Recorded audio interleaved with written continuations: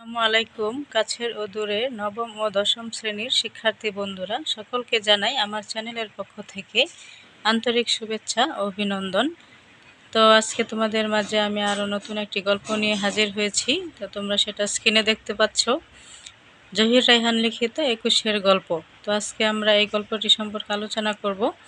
তো আমি আমার ভিডিওটি লং করতে চাই না, এজন্য আমি শুরুতে আমরা গল্প নিয়ে আলোচনা করব। তো তার আগে আমি একটু লেখক পরিচিতি সম্পর্কে একটু বলে নেই যে জহির রায়হান মূলত একজন ঔপন্যাসিক এবং ছোট গল্পকার হিসেবে আমাদের মাঝে সমধিক পরিচিত ছিলেন। তো তিনি 1935 সালে ফেনী জেলার মজিপুর গ্রামে জন্মগ্রহণ করেন। তার বাবার নাম হচ্ছে মাওলানা মুহাম্মদ হাবিবুল্লাহ এবং তার ভাই হচ্ছে শহীদুল্লাহ কায়সার, তিনিও একজন কবি ছিলেন। তো এখানে দেখো যে তিনি মূলত আমাদের মাঝে অনেক চলচ্চিত্রকার হিসেবে তিনি আমাদের মাঝে পরিচিত। তো তার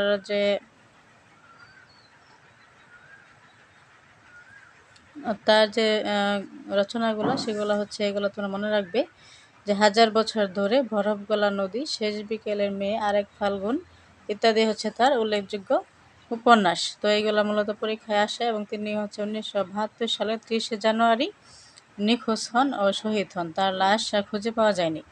তো এই সম্পর্কে তোমরা এগুলো জেনে নিবে, কারণ এখান থেকে কিন্তু অনেক বেশি এমসিকিউ আসে। এখন আমরা পাঠ পরিচিতিতে চলে যাব। পাঠ পরিচিতি একটু আমরা সংক্ষিপ্তভাবে তোমাদেরকে বলে তারপর আমরা গল্পে চলে যাব। দেখো এখানে কি বলছে যে 21-এর গল্প ছোট গল্পটি জহির রায়হানের গল্প সমগ্র থেকে নেওয়া হয়েছে। এখানে 1952 সালের ভাষা আন্দোলনের পটভূমিতে মূলত এই গল্পটি লিখিত। তো তোমরা সবাই জানো যে 1952 সালের আমাদের মাতৃভাষার জন্য সংগ্রাম আন্দোলন হয়েছিল। তো সেই আন্দোলনে শহীদ হন সালাম, রফিক, জব্বার, বরকত এবং নাম না জানা আরও অনেকে। তো তাদের এই আন্দোলনের যে পটভূমি, এই পটভূমিতে মূলত আমাদের এই 21-এর গল্প রচনাটি লিখিত হয়েছে। তো এই গল্পটিতে কথক নিজেও একজন চরিত্র, অর্থাৎ এই গল্পের ঘটনামালা উপস্থাপিত হয়েছে প্রথম পুরুষের বয়ানে। মানে হচ্ছে এখানে লেখক আমি নামে এখানে গল্পটি এগিয়ে চলেছে। আমির বয়ানে, আমি মানে হচ্ছে প্রথম পুরুষ, তো প্রথম পুরুষের বয়ানে গল্পটি লিখিত হয়েছে। আর কথকের সমান্তরালে রাহাত, তপু নামক আরও দুটি চরিত্রকে আমরা সক্রিয়ভাবে অংশগ্রহণ করতে দেখি। তো এখানে আমির সাথে, আমি নামে হচ্ছে লেখক, এই লেখকের সাথে আরও দুজন চরিত্র আছে, যেমন তপু আর হচ্ছে রাহাত। তো তাদের তিনজনকে নিয়ে মূলত গল্পটি লিখিত। আর 21-এর গল্পের প্রধান চরিত্র হচ্ছে তপু, আর তপুর স্ত্রীর নাম হচ্ছে রেনু। সে মূলত তার এবং বাড়িতে তার বৃদ্ধ মা আছেন। এই পারিবারিক সব পিছুটান উপেক্ষা করে প্ল্যাকার্ড হাতে তপু ছুটে যায় মিছিলে। রাষ্ট্রভাষা হিসেবে বাংলার অধিকার চাইতে গিয়ে ভাষা আন্দোলনে শহীদ হয় সে। তপুর কপালের মাঝখানে একটি গুলি লেগেছিল। তো তপুর বাম পাটা ছিল ডান পা থেকে 2 ইঞ্চি ছোট। তো তপু যখন মারা যায়, তখন হঠাৎ করে একদিন তারা যে 3 বন্ধু যে মেসে থাকতো, এখানে নতুন করে একজন ছেলে আসে। তো সে যখন একটি কঙ্কাল কে শনাক্ত করতেছিল, তখন এই কঙ্কাল দেখে তারা বুঝতে পারে যে এটা তপুরই কঙ্কাল, কারণ এই কঙ্কালের বাম পাটা ছিল 2 ইঞ্চি ছোট, যেটা তপুরও ছিল। তো এই তপুর এভাবে ফিরে আসার মধ্য দিয়ে আমরা এখানে দেখতে পাচ্ছি যে তপুর কঙ্কাল হিসেবে ফিরে আসা যেন প্রতীকী অর্থ বহন করে। আমরা বুঝতে পারি জাতীয় ইতিহাসে বীরদের কোনো মৃত্যু নেই। জাতীয় ইতিহাসে বীরেরা সব সময় আমাদের মাঝে ফিরে আসে। তো তার তপুর ফিরে আসার মধ্য দিয়ে আমরা ভাষা আন্দোলনের শহীদদের যে মৃত্যু নেই, সেই বিষয়টি আমরা দেখতে পাচ্ছি। তো দেখো আমরা সংক্ষিপ্তভাবে এটা শেষ করে এখন আমরা সরাসরি গল্পে চলে যাচ্ছি। দেখো গল্প কী বলছে আমাদের। প্রথমে দেখো, তপুকে আবার ফিরে পাবো এই কথা ভুলেও ভাবিনি কোনো দিন, তবু সে আবার ফিরে এসেছে আমাদের মাঝে। তার মানে এখানে তপুকে তারা আবার ফিরে পেয়েছে। তারা ছিল 3 বন্ধু, আমি আগে বলছি যে গল্প কথক, তপু আর হচ্ছে রাহাত। তো তারা 3 বন্ধু হঠাৎ করে তপু তাদের মাঝে আবার ফিরে এসেছে। আর কীভাবে ফিরে এসেছে? তপু কি জীবিত ফিরে এসেছে? না, তপু তাদের মাঝে কঙ্কাল হয়ে আবার ফিরে এসেছে। ভাবতে অবাক লাগে, 4 বছর আগে যাকে হাইকোর্টের মোড়ে শেষবারের মতো দেখেছিলাম, যাকে জীবনে একবার দেখব বলে স্বপ্নেও কল্পনা করিনি, সেই তপু আবার ফিরে এসেছে। এই ফিরে আসা থেকে আমরা সবাই যেন কেমন একটু উদ্বিগ্ন হয়ে পড়েছি।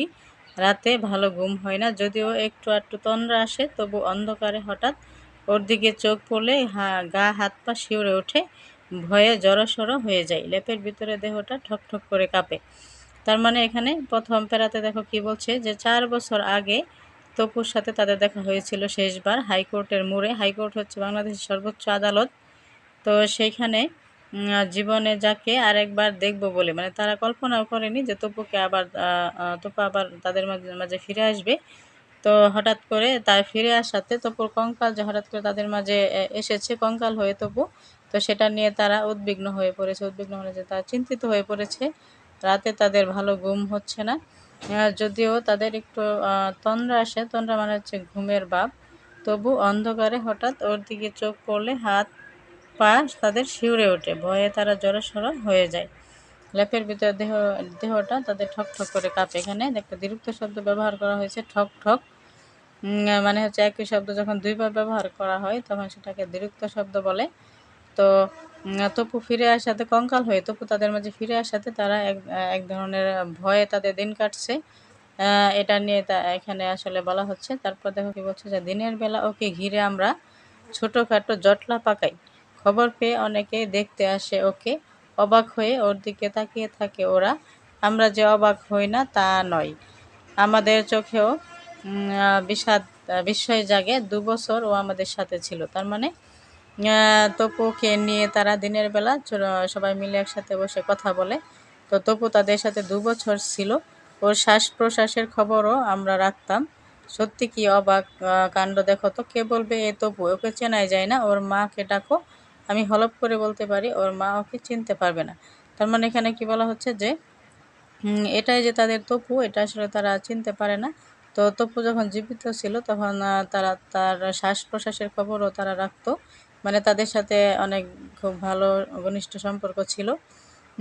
তো তপু যে মানে এভাবে হঠাৎ করে কঙ্কাল হয়ে তাদের মাঝে ফিরে আসবে, এটা তারা কখনোই ভাবতে পারেনি। ওর মাও কিন্তু ওই কঙ্কাল দেখে ওকে চিনতে পারবে না, এটা তারা মনে করতেছে যে হলপ মানে হচ্ছে যে নিশ্চিত করে বলতে পারি যে ওর মা ওকে চিনতে পারবে না। তারপর দেখো কি বলছে, যে চিনবে কি করে।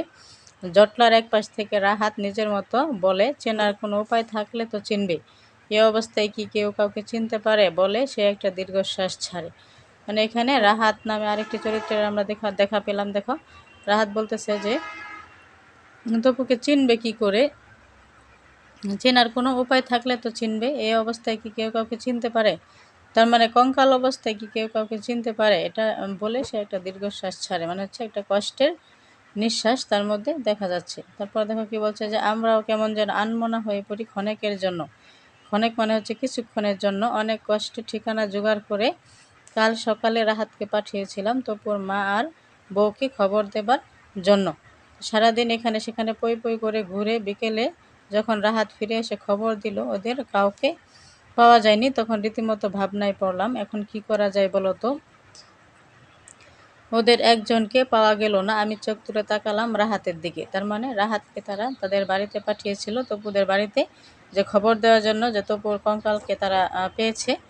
তো তখন রাহাত যখন তাদের বাড়িতে গেল তখন দেখো কি হলো, যে বিছানার উপর দপাস করে বসে রাহাত বলল ওর মা মারা গেছে। আহা, সেবার এখানে গড়াগড়ি দিয়ে কি কান্নাটি না তপুর জন্য কেঁদেছিলেন তিনি। ওর কান্না দেখে আমার নিজের চোখে পানি এসে গিয়েছিল। বউটার খবর, ওর কথা বলো না আর। রাহাত মুখ বাঁকালো।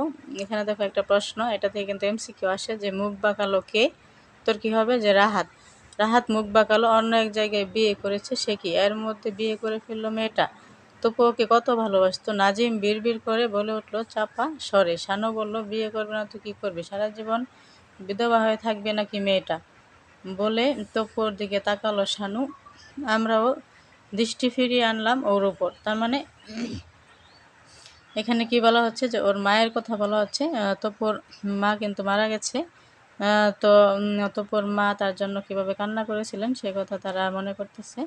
এবং তপুর স্ত্রী যে হচ্ছে অন্য আরেকজনের জনকে বিয়ে করেছে, তপুর স্ত্রীর নাম ছিল রেনু।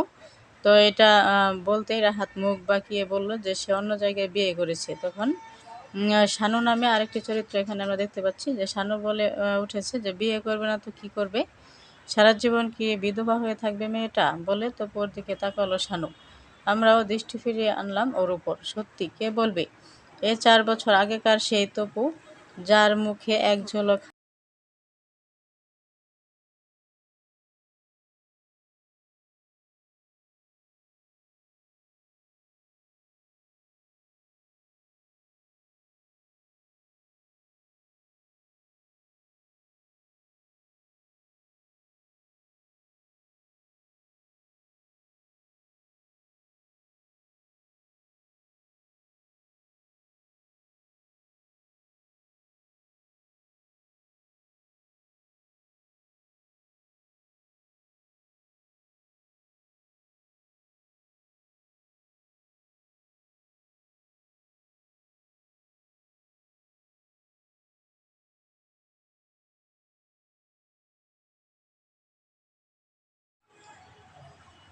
তারপর দেখো কি বলছে যে কলেজে ভর্তি হবার বছরখানেক পরে রেনুকে বিয়ে করে তপু। সম্পর্কে মেয়েটা আত্মীয়া হতো ওর, দোহারা ঘরন, ছিপছিপে কোটি, আপেল রঙের মেয়েটা প্রায় ওর সাথে দেখা করতে আসতো এখানে। তার মানে তপু কিন্তু কলেজে যখন ভর্তি হয় বছরখানেক পরে সে রেনু নামে এক মেয়েকে বিয়ে করে। সম্পর্কে মেয়েটা ওর আত্মীয় হতো দোহারা গরন। দোহারা গরন মানে হচ্ছে খুব বেশি রোগা বা মোটা কোনোটাই নয়, খুব বেশি রোগাও নয় আবার অনেক বেশি মোটাও নয়। ছিপছিপে কচি মানে হচ্ছে লম্বা মেদহীন শরীর। আপেল রঙের মেয়েটা মানে আপেল রং মানে হচ্ছে আপেলের মতো ফর্সা, মানে ফর্সাকে বোঝাচ্ছে। মেয়েটা প্রায় ওর সাথে দেখা করতে আসতো এখানে। ও এলে আমরা চাঁদা তুলে চা মিষ্টি এনে খেতাম আর গল্প গুজবে মেতে উঠতাম রীতিমতো। তপু ছিল গল্পের রাজা। এই যে দেখো এখানে এগুলা কিন্তু এমসিকিউ এর জন্য অনেক বেশি গুরুত্বপূর্ণ। গল্পের রাজাকে তপু।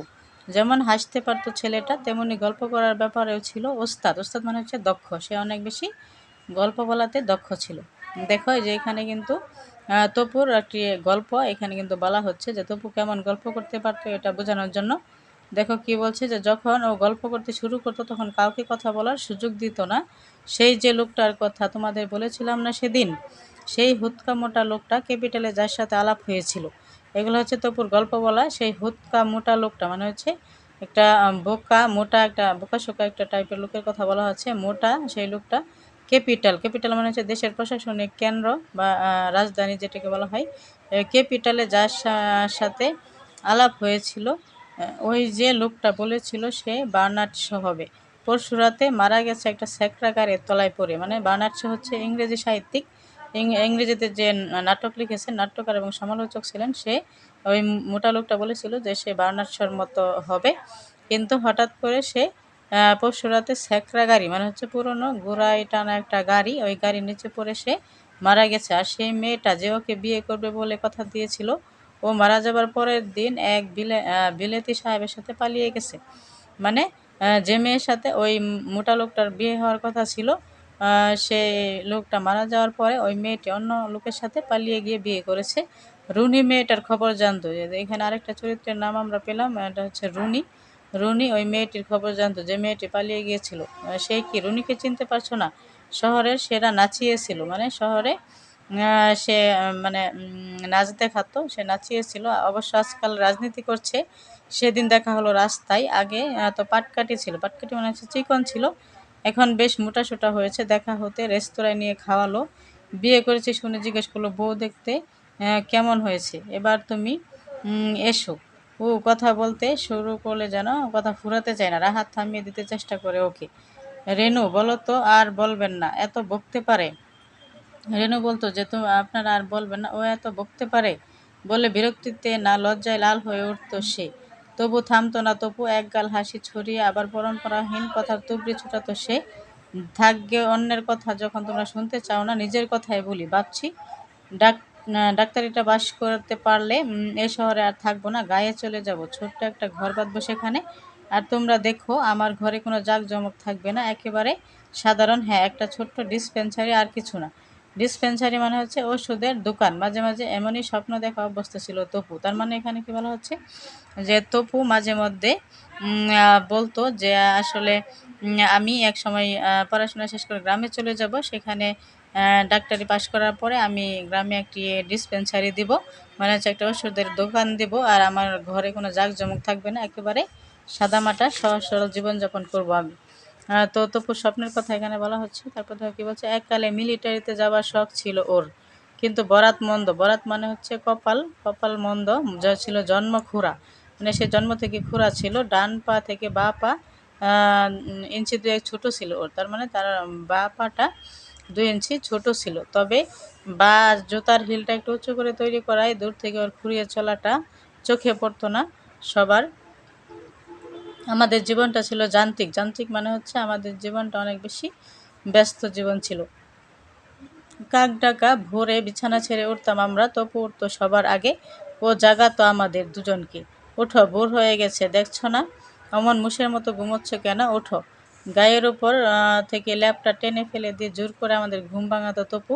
মাথার কাছে জানালাটা খুলে দিয়ে বলতো, দেখো বাইরে কেমন মিষ্টি রোদ উঠেছে, আর ঘুমিও না, ওঠো।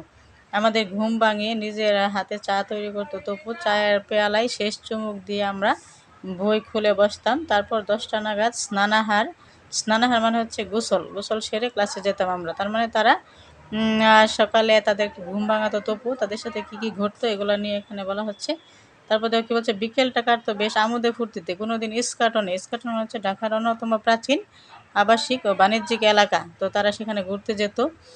কোনো দিন বুড়িগঙ্গার ওপারে, আবার যেদিন রেনু আমাদের সাথে থাকতো সেদিন আজিমপুরের পাশ দিয়ে হাঁটতে হাঁটতে দুর্গায়ের ভিতর দিয়ে হারিয়ে যেতাম আমরা।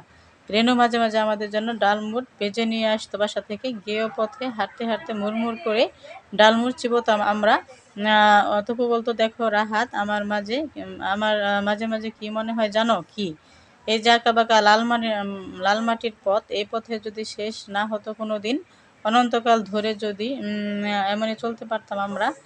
এ কি, তুমি আবার কবি হলে কবে থেকে? ভ্রুজোড়া কুঁচকে হঠাৎ প্রশ্ন করে রাহাত। না না, কবি হতে যাব কেন, ইতস্তত করে বলতো তপু। তবু কেন যেন মনে হয়। তার মানে এখানে দেখো আমরা কি দেখতে পাচ্ছি, যে তপুর যে স্বপ্ন, তপু কি চায় আসলে, তপুর যে মন মানসিকতা, তো সেগুলো নিয়ে আমরা এখানে বুঝতে পারতেছি যে তার মনে আসলে কি। সে আসলে গ্রামের প্রতি তার অনেক বেশি দুর্বলতা রয়েছে, সে গ্রামকে অনেক বেশি ভালোবাসে, তো সে গ্রামে থাকতে চায়। তো গ্রামের প্রকৃতি, তার সবুজ ছড়ানো মাঠ, এগুলো নিয়ে কিন্তু সে তার বন্ধুদের সাথে কথা বলতেছে। তো হঠাৎ করে সে কি হলো দেখো, যে ভোর হতে ক্ষুদ্র ছেলেমেয়েরা এসে জমায়েত হয়েছিল সেখানে। কারো হাতে প্লেকার্ড, কারো হাতে স্লোগান দেবার চুঙ্গ, আবার কারো হাতে লম্বা লাঠিটাই ঝুলানো একটা রক্তাক্ত জামা। তো তারা না সরি, আমরা যে এখান থেকে পড়বো দেখো, যে স্বপ্নালু চোখে স্বপ্ন নাপতো তার। তার মানে স্বপ্নালু চোখ মানে হচ্ছে যে চোখে অনেক বেশি স্বপ্ন, তার চোখে অনেক স্বপ্ন ছিল। আমরা ছিলাম 3জন, আমি তপু আর রাহাত। দিনগুলো বেশ আনন্দে কাটছিল আমাদের, কিন্তু অকস্মাৎ, অকস্মাৎ মানে হচ্ছে হঠাৎ, ছেদ পড়লো। হোস্টেলের বাইরে সবুজ ছড়ানো মাঠটাতে অগণিত লোকের ভিড় জমেছিল সেদিন। ভোর হতে ক্রুদ্ধ ছেলেবুড়োরা এসে জমায়েত হয়েছিল সেখানে। কারো হাতে প্ল্যাকার্ড, কারো হাতে স্লোগান দেবার চুঙ্গ, আবার কারো হাতে লম্বা লাঠিটাই ঝোলানো কয়েকটা রক্তাক্ত জামা। তর্জনী দিয়ে ওরা জামাগুলো দেখাচ্ছিল, আর শুকনো ঠোঁট নেড়ে এলোমেলো আর কি সব বলছিল নিজেদের মধ্যে। তপু হাত ধরে টান দিল আমায়, এসো। তার মানে এখানে দেখো কি বলা হচ্ছে, যে এখানে বলা হচ্ছে যে তারা 3জন মিলে যখন যখন এই ঘুরতে গিয়েছিল, তখন সেই মুহূর্তে হঠাৎ করে তাদের হোস্টেলের বাইরে সবুজ ছড়ানো মাঠে অনেক লোকের ভিড় জমেছিল সেখানে। সবাই মিলে আসলে ভাষা আন্দোলনে সবাই ছেলেবুড়োরা এসে জমায়েত হয়েছিল, অনেক মানুষের ভিড়। তো তারা স্লোগান দিচ্ছিল, কারো হাতে ছিল প্লেকার্ড, কারো হাতে স্লোগান দেবার চুঙ্গ, তো এগুলা কারো হাতে ছিল রক্তাক্ত জামা। এইগুলো তারা দেখে তপু আর রাহাত এবং লেখক তারা মিছিলে চলে যায়। তপু যে হাত ধরে টান দিল আমায়, এসো। কোথায়, কেন? ওদের সাথে। চেয়ে দেখি সমুদ্রকবির জনতা, এখানে সমুদ্রকবির জনতা মানে হচ্ছে অনেক মানুষের ভিড়, ধীরে ধীরে চলতে শুরু করেছে। এসো, চলো। আমরা মিছিলে পা বাড়ালাম। একটু পরে পিছন দিকে ফিরে দেখি রেনু হাঁপাতে হাঁপাতে আমার দিকে ছুটে আসছে। যা ভেবেছিলাম, দৌড়ে এসে তপুর হাত চেপে ধরলো। রেনু, কোথায় যাচ্ছ তুমি? বাড়ি চলো, পাগল নাকি? তবু হাতটা ছাড়িয়ে নিল। তারপর বলল, তুমি চলো না আমাদের সাথে। না, আমি যাব না, বাড়ি চলো। তার মানে তারা যখন মিছিলে যেতে চাচ্ছিল, তখন রেনু আসলো। তো রেনু তপুকে নিয়ে যেতে চাচ্ছে, তপু যেতে চাচ্ছে না। তো রাহাত বলল যে কি বাজে বকছেন। রাহাত রেগে উঠলো এবার। বাড়ি যেতে হয়, আপনি যান, ও যাবে না। মুখটা ঘুরিয়ে রাহাতের দিকে ক্রুদ্ধ দৃষ্টিতে এক পলক তাকালো রেনু। তারপর কাঁদো কাঁদো গলায় বলল, দোহাই তোমার, বাড়ি চলো, মা কাঁদছেন। বলল, তো যেতে পারবো না, যাও। হাতটা আবার ছাড়িয়ে নিল তপু। রেনুর করুণ মুখের দিকে তাকিয়ে মায়া হলো। বললাম, কি ব্যাপার, আপনি এমন করছেন কেন? ভয়ের কিছু নেই, আপনি বাড়ি যান। কিছুক্ষণ ইতস্তত করে টলটল চোখ নিয়ে ফিরে গেল রেনু। মিছিলটা তখন মেডিকেলের গেট পেরিয়ে কার্জন হলের কাছাকাছি এসে গেছে। তিনজন আমরা পাশাপাশি হাঁটছিলাম। রাহাত স্লোগান দিচ্ছিল, আর তপুর হাতে ছিল একটা মস্ত প্লেকার্ড। তার উপর লেখা ছিল লাল কালিতে যে রাষ্ট্রভাষা বাংলা চাই। তার মানে এখানে তপু, রাহাত এবং লেখক তারা মিছিল দেখে তারা মিছিলে চলে যাচ্ছে। তো রেনু আসলো তপুকে নিয়ে যাওয়ার জন্য। তো তপু এবং রাহাত রেনুকে দেখে বলল যে, আপনি চলে যান, ওর কিছু হবে না, ভয় নেই, আপনি বাসায় চলে যান। তো এটা নিয়ে তপু হচ্ছে একটি মস্ত বড় প্ল্যাকার্ড নিয়ে, প্ল্যাকার্ডের উপর লেখা ছিল রাষ্ট্রভাষা বাংলা চাই। এটা নিয়ে আসলে মিছিল এসে যুদ্ধ করতে নেমে গেল। তো তখন কি হয় যে মিছিলটা হাইকোর্টের মোড়ে পৌঁছাতে অকস্মাৎ মানে হঠাৎ আমাদের সামনে লোকগুলো চিৎকার করে পালাতে লাগলো চারপাশে। ব্যাপার কি বুঝবার আগে দেখি প্ল্যাকার্ড সহ মাটিতে লুটিয়ে পড়লো তপু। কপালের ঠিক মাঝখানটায় গোল একটা গর্ত। তার মানে তার কপালে একটি গুলি লেগেছে, সেই গুলিতে সে মৃত্যুবরণ করেছে। রাহাত তখন আর্তনাদ করলো। আমি তখন বিমূঢ়ের মতো দাঁড়িয়েছিলাম। আমি মানে হচ্ছে লেখকের কথা এখানে বলা হচ্ছে। দুজন মিলিটারি ছুটে এসে তপুর মৃতদেহটা তুলে নিয়ে গেল আমাদের সামনে থেকে। আমরা এতটুকু নড়লাম না, বাধা দিতে পারলাম না। দেহটা যেন বরফের মতো জমে গিয়েছিল। তারপর আমিও ফিরে আসতে আসতে চিৎকার করে উঠলাম, রাহাত পালাও! কোথায়? হতবাক হয়ে আমার দিকে তাকালো রাহাত। তার মানে এখানে ওই মিছিলে কি কি ঘটেছিল ওই বর্ণনা দেওয়া হচ্ছে। তারপর উভয়ে ঊর্ধ্বশ্বাসে দৌড় দিলাম আমরা ইউনিভার্সিটির দিকে। সেরাতে তপুর মা এসে গড়াগড়ি দিয়ে কেঁদেছিলেন। এখানে রেনু এসেছিল, পলকহীন চোখ জোড়া দিয়ে অশ্রুর ফোয়ারা নেমেছিল তার, কিন্তু আমাদের দিকে একবারও তাকায়নি সে, একটা কথা বলেনি আমাদের সাথে। রেনু রাহাত শুধু আমার কানে ফিসফিস করে বলেছিল, তপু না আমার, আমি মরলেই ভালো হতো। কি অবাক কাণ্ড! দেখো তো, পাশাপাশি আমরা ছিলাম, তবু আমাদের কিছু হলো না। গুলি লাগলো কিনা তপুর কপালে, কি অবাক কাণ্ড দেখো। তার মানে এখানে রাহাত এবং লেখক কথা বলতেছে যে রাহাত বলতেছে যে আমরা আসলে পাশাপাশি একসাথে ছিলাম, কি ব্যাপার দেখো। তারপরও আমার শরীরে গুলি লাগলো না, তপু এর মধ্যে থেকে মারা গেল। তারপর চারটে বছর কেটে গেছে। 4 বছর পর তপুকে ফিরে পাবো একথা ভুলেও ভাবিনি কোনো দিন। তপু মারা যাওয়ার পরে রেনু এসে একদিন মালপত্রগুলো সব নিয়ে গেল। দুটো সুটকেস, একটা বইয়ের ট্যাঙ্ক আর একটা বেডিং মানে হচ্ছে বিছানাপত্র থাকার জায়গা। তো সেদিনও মুখ ভার করেছিল রেনু, কথা বলেনি আমাদের সাথে। শুধু রাহাতের দিকে এক পলক তাকিয়ে জিজ্ঞেস করছিল, ওর একটা গরম কোট ছিল না, কোটটা কোথায়? ওটা আমার সুটকেসে। ধীরে কোটটা বের করে দিয়েছিল রাহাত। এরপর দিন কয়েক পর তপুর সিটটা খালি পড়েছিল। মাঝে মাঝে রাত শেষ হয়ে এলে আমাদের মনে হতো কে যেন গায়ে হাত দিয়ে আমাদেরকে ডাকছে, ওঠো আর ঘুমিও না, ওঠো। তো চোখ মেলে কাউকে দেখতে পেতাম না, শুধু ওর শূন্য বিছানার দিকে তাকিয়ে মনটা ব্যথায় ভরে উঠত। তো এই প্যারাটা আসলে ওরকম কঠিন না, তোমরা নিজেরা পড়লে বুঝতে পারবে যে এখানে কি বলা হচ্ছে। তো তারপরে দেখো আমরা এখান থেকে পড়ি। তারপর এলো আর একজন আমাদের নতুন রুমমেট, বেশ হাসি খুশি ভরা মুখ। সেদিন সকালে বিছানায় বসে অ্যানাটমির পাতা উল্টাচ্ছিল সে। তার চৌকির নিচে একটা ঝুড়িতে রাখা স্কেলিটনের স্কালটা বের করে দেখছিল আর বইয়ের সাথে মিলিয়ে পড়ছিল সে। তার মানে এখানে অ্যানাটমি মানে হচ্ছে জীববিজ্ঞানের একটি ক্ষেত্র যা জীবদেহের গঠন শনাক্ত করতে সাহায্য করে। স্কেলিটন মানে হচ্ছে কঙ্কাল, স্কাল হচ্ছে মাথার খুলি।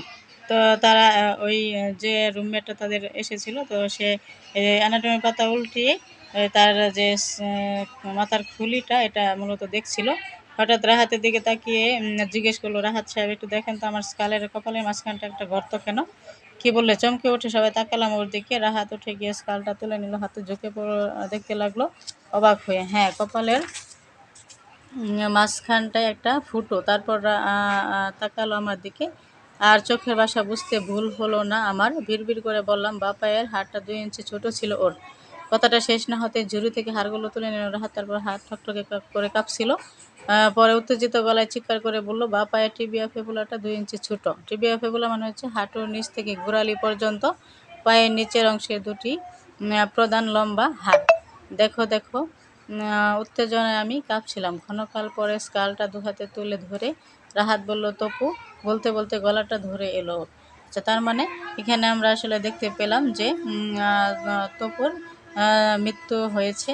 তপু যখন শহীদ মানে ভাষা আন্দোলনে মিছিলে গিয়ে শহীদ হয়েছিল, তো তার অনেক বছর পরে তারা তাদের রুমে আর নতুন একজন রুমমেট আসলো। সে অ্যানাটমি থেকে একটি কঙ্কাল বের করে দেখতে পেল যে কঙ্কালের কপালের মাঝখানে একটি ফুটো।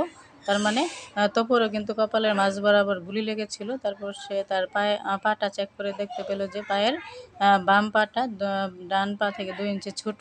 তো সেটা মিলে গেল। তো তখন তারা বুঝতে পারলো যে এটা হচ্ছে তপুর কঙ্কাল। তপু আমাদের মাঝে 4 বছর পরে কঙ্কাল হয়ে ফিরে এসেছে। তো এই ভাষা আন্দোলনের এই প্রেক্ষাপট নিয়ে গল্পটি লিখিত হয়েছে। আমি তোমাদেরকে চেষ্টা করেছি অল্প সময়ের মধ্যে গল্পটি ভালোভাবে বুঝিয়ে দেওয়ার জন্য, কারণ ভিডিওটি আমি লং করতে চাইনি। তো যাই হোক, আমার ভিডিওটি যদি তোমাদের ভালো লেগে থাকে, তোমরা লাইক কমেন্ট শেয়ার করে পাশে থাকবে এবং আমার চ্যানেলটিকে সাবস্ক্রাইব করবে, সাপোর্ট করবে। ধন্যবাদ সকলকে। আসসালামু আলাইকুম।